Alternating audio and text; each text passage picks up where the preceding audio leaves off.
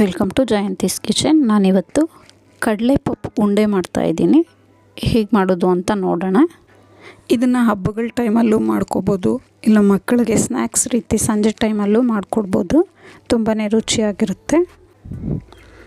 ಇದಕ್ಕೆ ನಾನು 1-2 ಲೋಟ ಅಷ್ಟು ಕಡಲೆಪಪ್ಪನ್ನ ಪುಡಿ ಮಾಡಿ ತೊಗೊಂಡಿದ್ದೀನಿ. ಮತ್ತು 1 ಹಿಡಿಯಷ್ಟು ಕಾಯಿಚೂರು, ಒಣಗಿರೋದಾದರೂ ಸೇರಿಸ್ಕೋಬೋದು, ಹಸಿದಾದರೂ ಸೇರಿಸ್ಕೋಬೋದು. ಹಸಿ ಸೇರಿಸ್ಕೊಂಡ್ರೆ ತುಂಬ ಚೆನ್ನಾಗಿರುತ್ತೆ ರುಚಿ.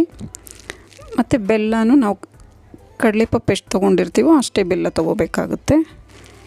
ಬೆಲ್ಲನ ನೀಟಾಗಿ ಪುಡಿ ಮಾಡಿ ಗಂಟು ಇಲ್ದಿರೋ ಪುಡಿ ಮಾಡಿ ಸೇರಿಸ್ಕೋಬೇಕು.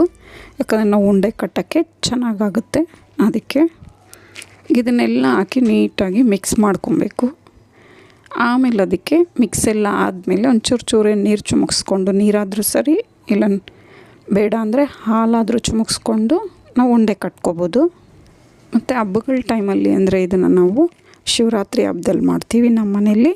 ಮತ್ತು ಪ್ರಥಮ ಏಕಾದಶಿ ಅಂತ ಬರುತ್ತೆ, ಆವಾಗ ಮಾಡ್ತೀವಿ. ಇದೆಲ್ಲ ಉಂಡೆ ಕಟ್ಕೊಂಡು ಆಗಿದೆ. ಎಷ್ಟು ಸಾಫ್ಟಾಗಿದೆ ನೋಡಿ. Simple easy recipe. ನಿಮ್ಗೆ ಇಷ್ಟ ಆದಲ್ಲಿ ಲೈಕ್, ಶೇರ್ ಆ್ಯಂಡ್ ಸಬ್ಸ್ಕ್ರೈಬ್ ಮಾಡಿ. ನಿಮ್ಮ ಅನಿಸಿಕೆ ಅಭಿಪ್ರಾಯವನ್ನು ಕಮೆಂಟ್ಸ್ ಮೂಲಕ ತಿಳಿಸಿ. Thank you for watching.